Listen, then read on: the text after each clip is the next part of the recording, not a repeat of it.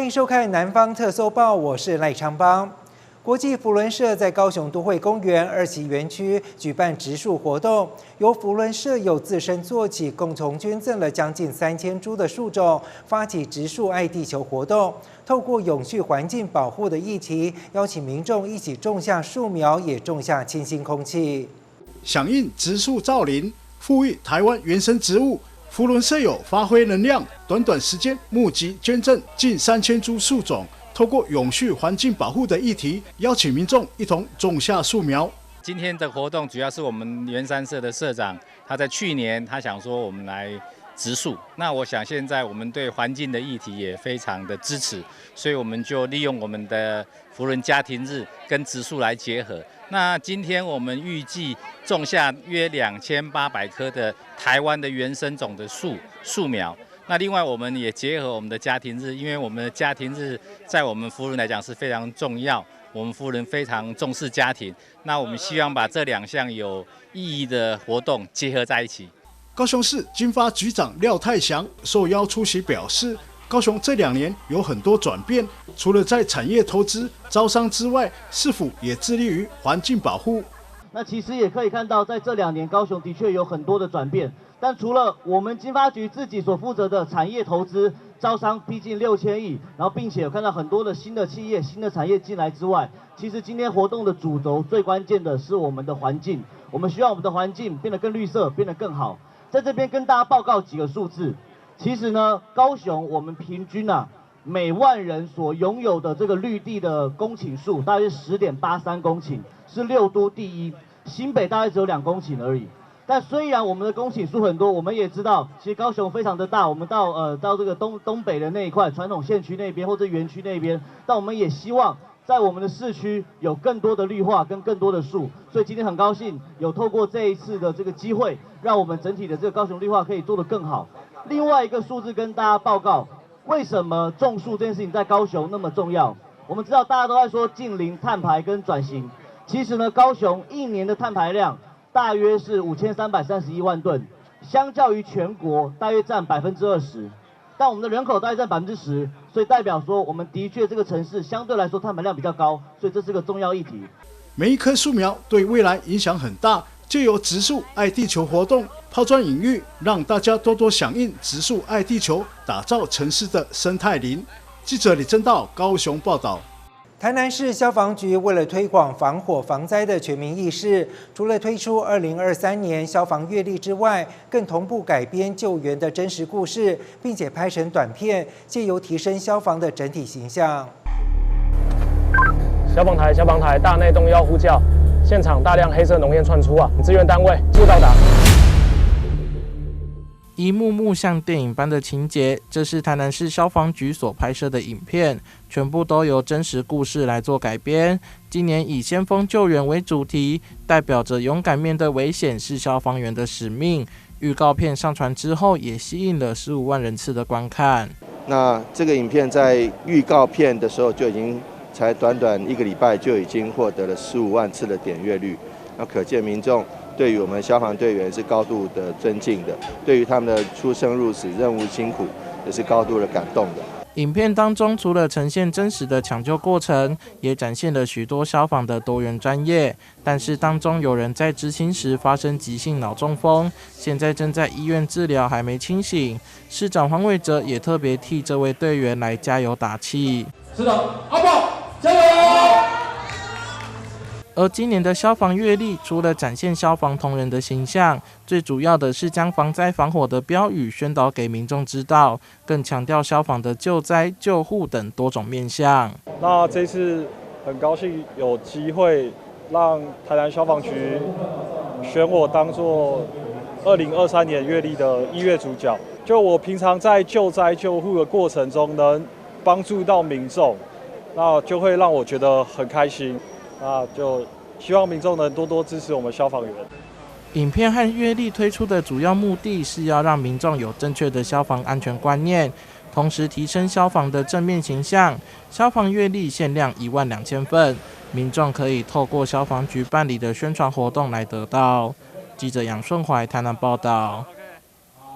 铁道迷引颈期盼的台铁年度热销商品2023年台铁火车的故事月历即日起开卖。这一次的月历中特别调度集结经典新旧车款，在七堵调度场拍摄同框大合照，并且收录近年来台铁新车以及退役车款照片，全台限量600份，其中高雄一共只贩售50份，吸引了粉丝一开卖就赶紧来抢购。早上9点，高雄车站内的台铁便当贩卖点才刚开门，就有民众前来抢购最新推出的2023年限量月历。粉丝们一拿到手，开心露出满足笑容。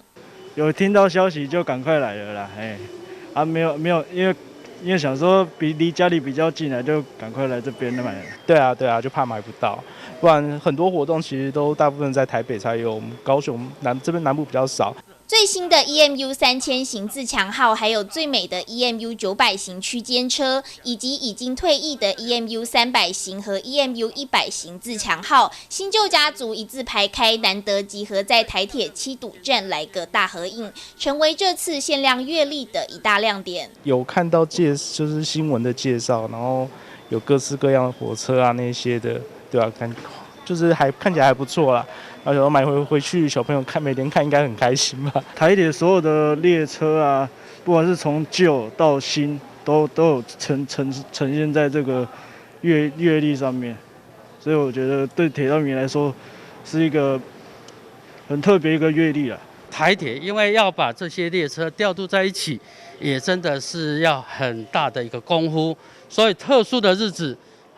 才有可能。一组250元的月历，有粉丝一次就买了4组。台铁最新月历全台限量600份，大高雄2个贩卖点加起来，一共就只有50组的月历，引发铁道迷抢购热潮。高雄车站东贩卖点才开卖大约20分钟，就已经快要抢购一空。9点到20分钟的时间，已经卖出了21组了。那目前只剩下这4组，那凤山店那边也是大概同样的这个场景，因为其实这个贩卖的一个速度也大概跟我们的预期差不多啦，因为每一次这个推出来都是有一个抢购潮啦。不只有珍贵的大合照，铁道迷熟悉的退役车款 EMU 100型以及红斑马自强号都一一现身。台铁推出限量月历，让粉丝们能珍藏经典的火车身影，开心过好年。记者李正道、苏玉文高雄报道。公园里有块公园绿地会大大提升居住品质，但是公园的环境整洁也需要加强管理。而对于空间使用，居民也会有许多的意见。不少里长就发现，公园大多着重小朋友的玩乐，缺少适合长辈的活动空间，希望能够加强对里内长辈的照顾。位在时代大道附近的时代公园，面积广达3.5公顷，里面都是最新的游乐设施，但长辈的体健设施只有一小部分。由于附近几个里的长辈人数增加，前镇区新邦里内也没有活动中心，里长就希望在公园附近能够新建一座老人活动中心。我希望政府再增设一个，就是时代公园分馆，土地那么大，增设一个时代公园分馆。就是室内的人家说文康室那一种，让老人家去阅报啦，或者是乒乓球啦，或者是下棋，让他们有地方可以疏解他们的心情啊。而在新兴区的建华里，也有一块中油闲置土地，在里长常年争取之下，终于辟建成社区小型公园。虽然面积不大，但紧邻社区，需求性相当高。未来希望能够重建防空壕，营造躲空袭的战争氛围，成为适合亲子教育的观光亮点。我从这个防空壕要做好水起来，有一个牌仔伫遐要好做一个亲子教育活动，互囡仔讲战争就是安尼，这就是在战争空袭的时阵在美的所在，把这个公园的一些设施能够让国人旅游成为一个建华里的一个景点。另外，3民区丰裕里的公园和街道环境，也在里长进行彩绘社区大力整顿之下，形成一大特色。未来也希望增加长辈活动空间，加强长辈照顾。而左营区福山里的公园多达15处，但环境整顿成为里内一大负担，希望市府能够加强管理。未来的4年，我就是要去争取关怀西站，让我们的长辈有更好的学习空间，让他们的未来的时间里面有更多不同的体会，还有跟体验。在这个维护上，对养工处他们可能也忙其他事务非常多哈，都会经常疏于管理，然后就甩锅到我们的外包厂商。那到底养工处是在帮市政府的忙，还是在帮倒忙？这个就是一个困扰。公园绿地不论大小，设施不论多寡，都应该尽量符合不同年龄层的需求。而公园环境整顿虽然由社区志工义务协助，但仍需和市府权责划分，共同营造良好居住环境。记者潘志光、赖昌邦高雄报道。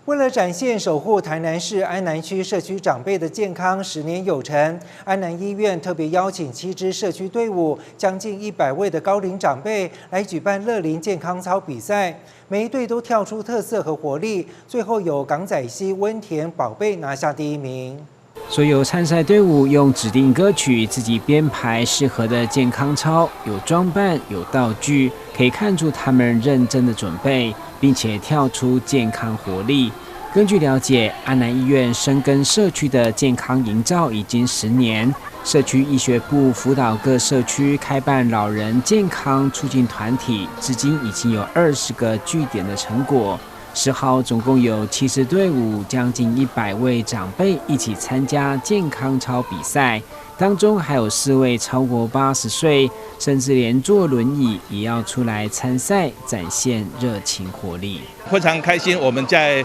大节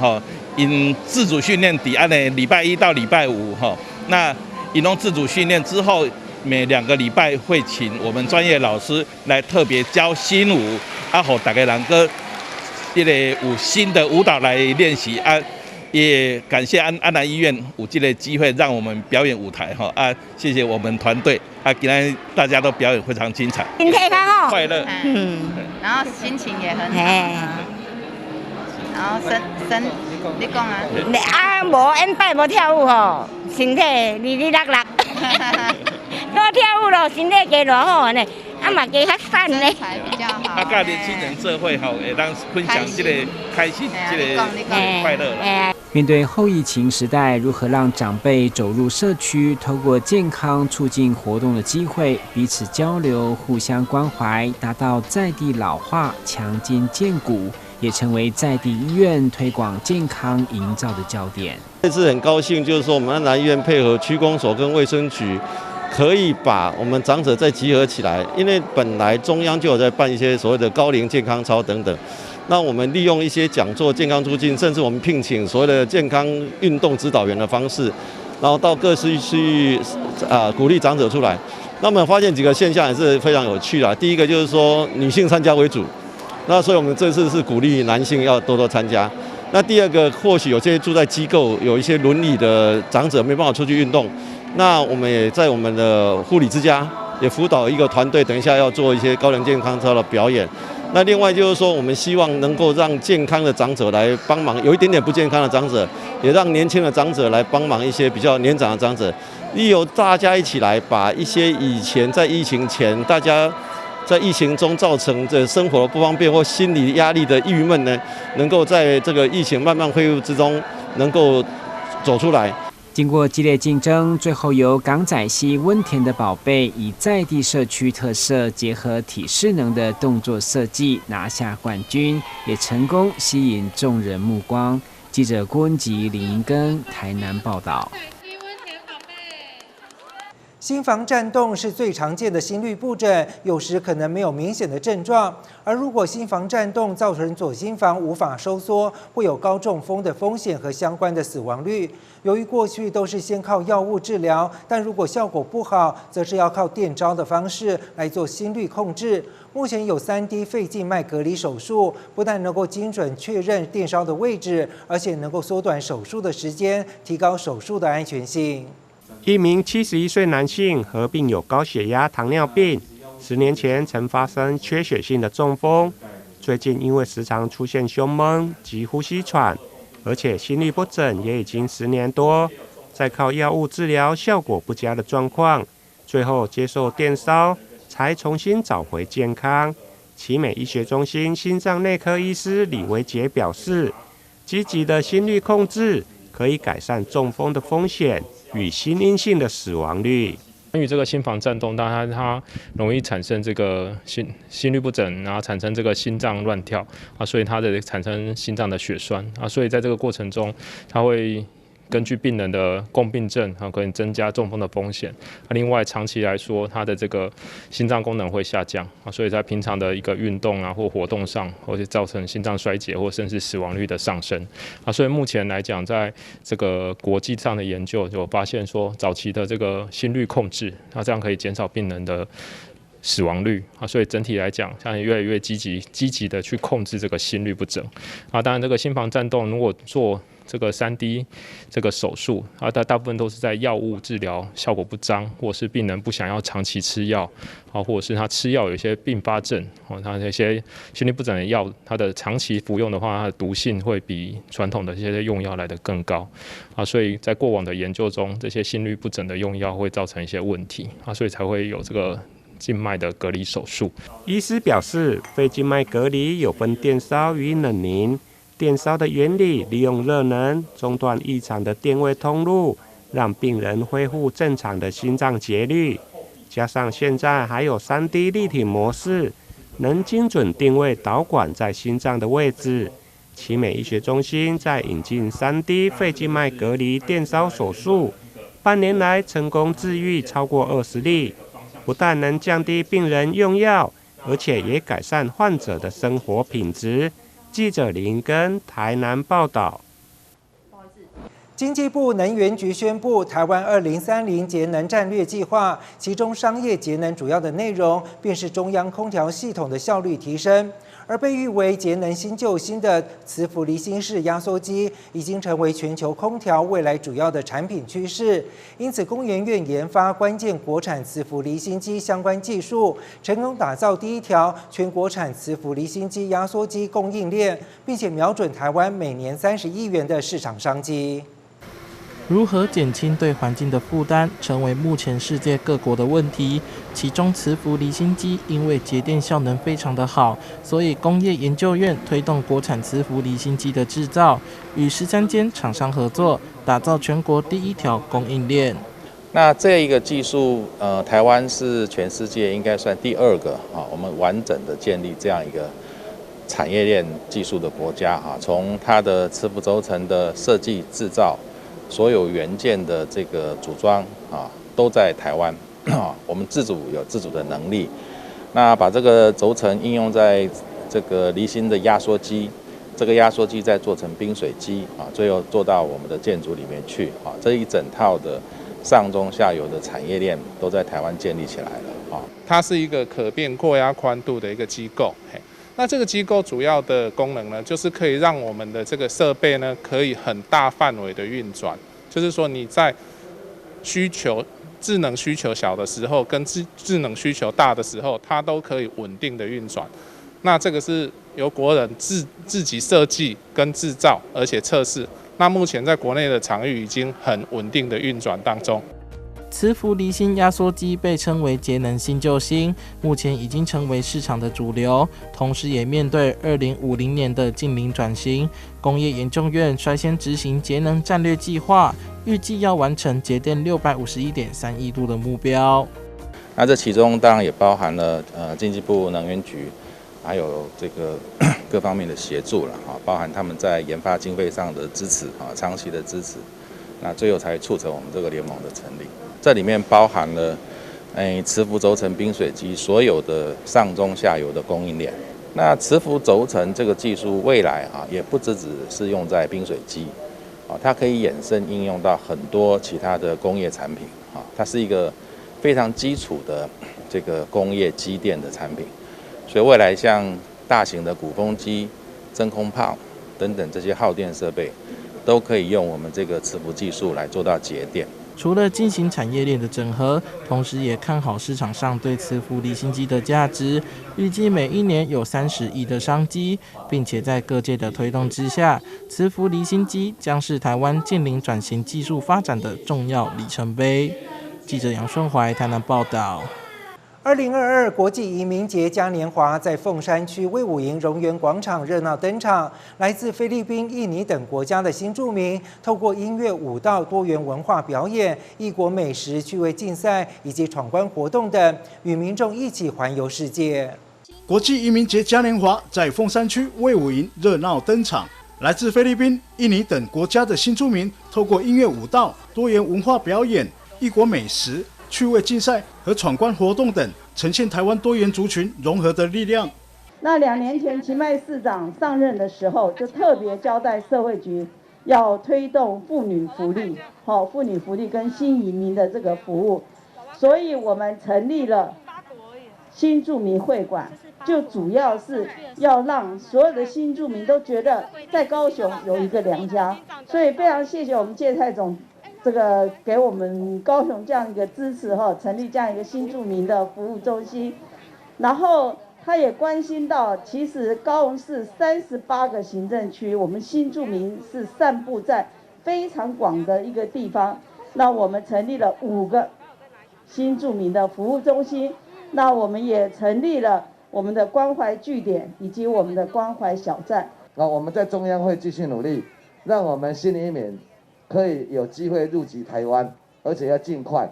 好，其实这个是很多新移民的愿望，这个我知道。啊，那我们会继续在立法院沟通哈。谢丽丽表示，高雄市新住民会馆的成立，让所有新住民都觉得在高雄有娘家。芥菜总会指出，希望透过培育，让新住民更快速的与在地结合，一起将高雄变成国际化的城市。今天这个活动很重要一件事是说，我们怎么样子能够让整个全台湾的所有人都知道说我们新住民在台湾的生活的方式，而且这件事情对台湾来讲尤其在高雄啊，我们一直倡议说高雄要能够走入国际化。那国际化这件事情一般来讲，就人走出去其实不是国际化，而是有更多人走进来才是国际化。我想这是第一个我们要倡议的事情。其实我们更多的新住民进来，其实它就能够帮助我们台湾能够有更多文化、更多语言的融合。所以这第一个叫走出国际化。那这个当大家一起到这边的时候，其实很重要一件事情，他们到了台湾要能够在台湾能够更好的自助互助，而且能够共同生活，他们必须要有更多能够有资源去帮助他去做培力，我们要叫做该有的学习与照顾。那其实芥菜总会呢就有非常这个机会，那跟高雄社会局一起来共同来帮我们新住民在朋友们能够在做培力。现场近40个摊位，新2代规划闯关游戏，有越南、印尼及土耳其等国家童玩及语言体验，同时带来泰国扬琴演奏。另外有土耳其、牙买加等异国美食摊位，现场充满热闹气氛。记者李正道高雄报道。现代人越来越重视饮食健康，不管是对于食材或是料理的方式都十分讲究。台南市东区有一家新开的蔬食餐厅，他们的每一道料理都坚持使用无农药污染、无人工添加、无麸质料理以及原型食物等4大坚持，只为了带给消费者最安心的健康美味。将产销履历的鲜鸡蛋倒进热锅中，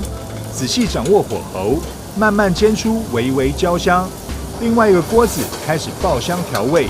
短短2-3分的时间，这道川味花椒烘蛋就能端上桌，而且口味非常的好，让人分不清是吃荤还是吃素。它没有素食味，而且它煮出来的东西其实很像是荤的，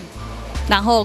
口味的咸淡都很分明。觉得素食原来是这么好吃的，所以我们尽量少吃荤的，多吃素。丰州国际餐饮集团拥有许多热门餐厅，像是毛洞、茅房、小方舟，都是这间公司的旗下大作。集团过去专注的都是荤食料理，这次会新开毛蔬餐厅，一切的原因就要从最爱的儿子来说起。那其实也是做蔬食，也是一看它环境其实一直在被破坏。那包括我觉得在供应链上面也失衡。那也加上我太太，我儿子其实出生他就不喜欢吃肉，他现在小3，所以他出生就不喜欢吃肉。那我太太觉得说，那就跟着弟弟一起不要吃肉好了。也是因为这样子的种子，我觉得就让我们想要去萌生做这样子蔬食店的一个概念。以做给最爱家人吃的心态，选用最好的材料。毛蔬坚持选用无农药污染、无人工添加、无麸质料理以及原型食物这4大原则，打造出最美味的蔬食料理。我们有4个坚持，第一个，我们不油炸。我们都是用煎的，因为我们觉得高温去油炸，其实对食物上面都变成一个破坏。那第二个，我们一定原型食物，我们没有所谓的 Beyond Meat 这些添加物或者是加工品。那第三个，我们没有添加物，所以我们的不管是我们的酱料，我们的比如说酱油，我们的那个豆瓣酱，其实我们都一定会严选，后面一定是没有完全无添加物的。那第4个就是我们没有麸质。对，因为其实我本身对麸质就会过敏，其实我以前是103公斤，对，然后后来因为改掉麸质，不吃面粉，那其实慢慢就是身体会比较 fit 一点，所以我觉得台湾人因为气候也湿啦，对，然后再加上麸质，我觉得也会对身体有些不好的影响。川味花椒烘蛋、韩国泡菜煎饼、马来西亚娘惹沙爹，或者是台式的3杯口味，毛叔主厨团队首次尝试以蔬食的方式来诠释，跳脱肉食框架，制作出连肉食控都臣服的菜肴。餐厅在今年9月新开，马上就获得许多饕客的推荐与喜爱。以上是记者张硕维在台南东区府东街的采访报道。